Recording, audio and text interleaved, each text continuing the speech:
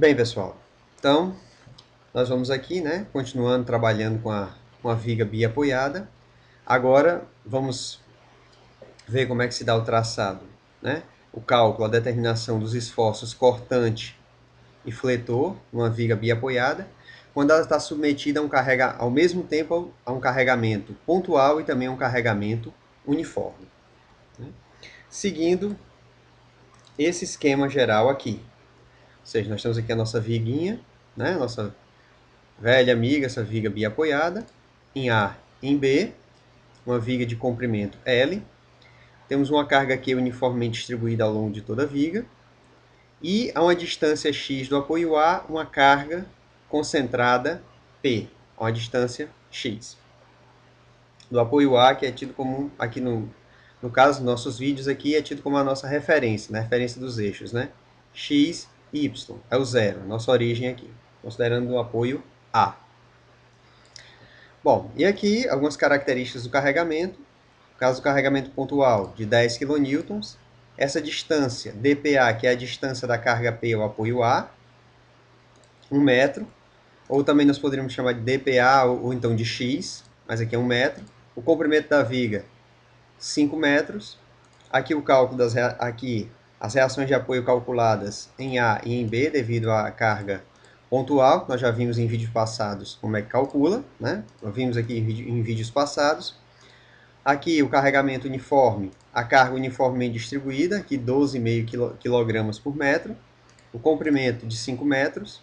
Aqui na planilha, esse comprimento de 5 metros está amarrado a esse outro comprimento aqui. E aqui a carga resultante, né? O carregamento uniforme, que é dado pelo produto da carga uniformemente distribuída pelo comprimento da viga. E aqui o cálculo das reações de apoio, devido à carga uniforme em A e em B, que nós já vimos também como é que se faz em vídeos passados. Bom, quando uma viga, ela, né, no caso aqui, essa peça estrutural, a viga, ela está submetida a mais de um carregamento, a mais de um tipo de carregamento, o que nós fazemos? Bom, claro que todos esses carregamentos estão atuando ao mesmo tempo, estão influenciando ao mesmo tempo na peça estrutural. Porém, para efeitos didáticos, o que nós consideramos? Nós consideramos uma superposição de efeitos, o que nada mais é do que a somatória dos efeitos de um tipo de carregamento com outro tipo de carregamento, pontual mais uniforme, no caso. Então, a reação de apoio final em A nada mais é do que o somatório da reação de apoio devido à carga pontual mais e a carga e o somatório, desculpe, a reação de apoio em A final vai ser o somatório da reação de apoio devido à carga pontual mais a reação de apoio devido à carga uniforme, tanto para o apoio A como para o apoio B. Né? E para automatizar o processo, se você quisesse calcular logo, simplificar aí os seus cálculos na planilha, você poderia usar essa fórmula aqui. Reação de apoio em A é P que multiplica L menos X sobre L, mais QL sobre 2, sendo X a posição com relação ao apoio A na nossa carga concentrada. E aqui RB é PX sobre L mais QL sobre 2. Bem, e aqui nós temos aqui o nosso já conhecido quadrinho, né? Se você assistiu os vídeos passados, você já está meio que familiarizado com esse estilo de quadro, onde nós temos aqui as seções SX, ou seja, as seções ao longo da viga, nós vamos calcular os esforços, cortante e fletor. Aqui o incremento, né, representado por esse delta, que você pode colocar aqui a partição que você quiser. Aqui foi colocado 0, 0,05, 0,1, 0,2 até 1.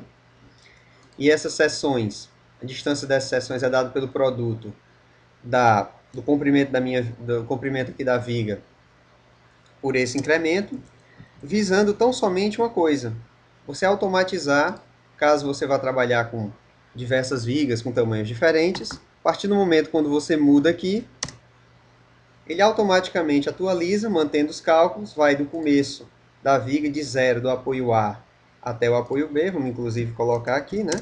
Do apoio A até o apoio B.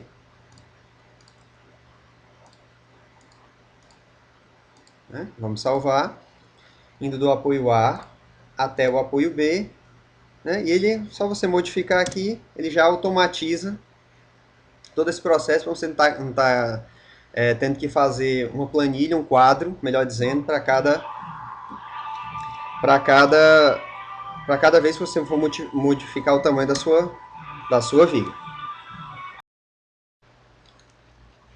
Bem, então, feito esse incremento para você automatizar aqui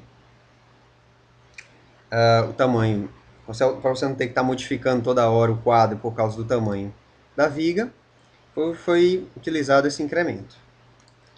E aqui, essa distância dPA, que é o próprio, ou também pode ser chamado somente de x, que é a posição da nossa carga concentrada P em relação ao apoio A.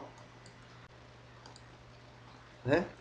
Bem, pessoal, e caso nós queiramos modificar assim nossos cálculos, dar uma outra posição para a carga concentrada P, né? Aqui ela está a uma distância x genérica do apoio A, suponhamos que nós queremos agora um caso em que ela está a uma distância de 2 metros. Não está a uma distância de 2 metros, obviamente que os cálculos vão ser atualizados. Onde a aplicação da nossa carga vai ser até aqui. Nós simplesmente puxamos até aqui a nossa fórmula, até o ponto de aplicação da carga, nesse nosso quadrinho, e apagamos o que está para trás, porque vai ser tudo zero. Né? Porque segundo a fórmula nesse outro trecho, ela não vai se aplicar, vai ser igual a zero. Mas voltando aqui ao nosso caso aqui, nosso exemplo, em que ela vai ser igual, a posição da carga vai ser igual a 1 metro. Volta ao nosso exemplo anterior, apagamos aqui e continuamos com o nosso valor de 1 metro, né, que é o valor da posição da nossa carga aqui para o nosso exemplo. Aqui foi só para mostrar para vocês, quando você vai variando, é só a questão de você puxar aqui e arrastar aqui a fórmula e apagar aqui o que fica para trás, antes do ponto de aplicação da fórmula, para você ir atualizando aqui o seu quadro para diversos casos sem dar muito trabalho. Né? Era só nesse caso para mostrar como é que você faz aqui no quadro quando você muda o ponto de aplicação da carga. Né? Era só isso. Bem, aqui esse quadro, nós já vimos no vídeo passado como é que ele foi feito, né? Nós já vimos como é que calcula o cortante devido ao carregamento uniforme, o momento fletor devido ao carregamento uniforme.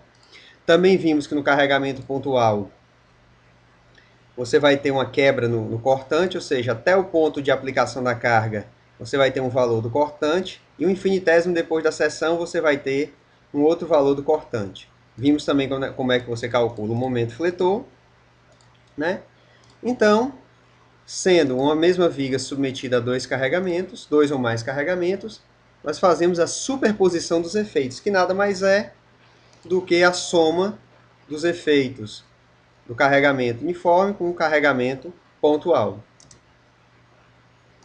A soma do carregamento uniforme com o carregamento pontual. Então, somamos os valores do cortante dessa coluna e dessa coluna até aqui, depois dessa coluna com essa coluna a partir daqui, a partir do ponto de aplicação da carga. E no caso do momento fletor, o somatório dos efeitos do carregamento uniforme no momento fletor, mais os efeitos do carregamento pontual no momento fletor, indo de um extremo a outro da viga. Então, nós temos aqui, esquematicamente, aqui, o carregamento, a carga, né, a nossa carga de 10 kg atuando a uma distância de 1 metro do nosso apoio A, ou seja, A até B, o comprimento de uma viga de 5 metros. Aqui a carga uniformemente distribuída ao longo de toda a viga. Aqui é o carregamento. Aqui nós temos o valor do cortante,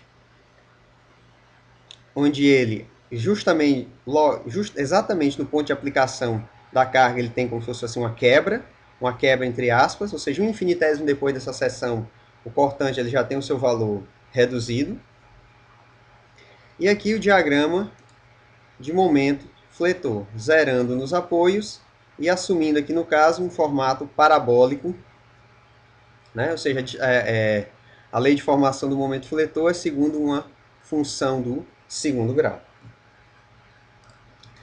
Então, pessoal, era isso, né? Só queria mostrar para vocês assim como é que a gente organiza, né?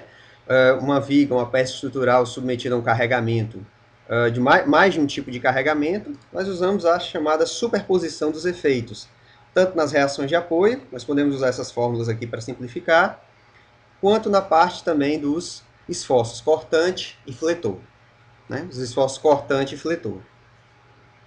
E aqui como nós organizamos uma planilha Excel para poder organizar melhor o seu trabalho, né?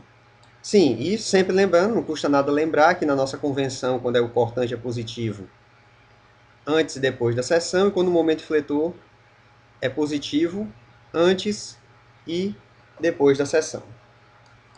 Então, era só isso que eu queria mostrar nesse vídeo, essa organização, mais assim o princípio da superposição dos efeitos, né, para você determinar os esforços cortante e fletor. Né, no caso, quando você tem mais de um carregamento atuando na mesma peça estrutural, mais de um tipo de carregamento.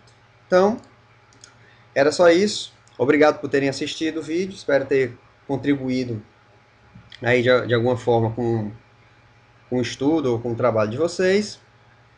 E é só. Fiquem com Deus e Nossa Senhora. Amém.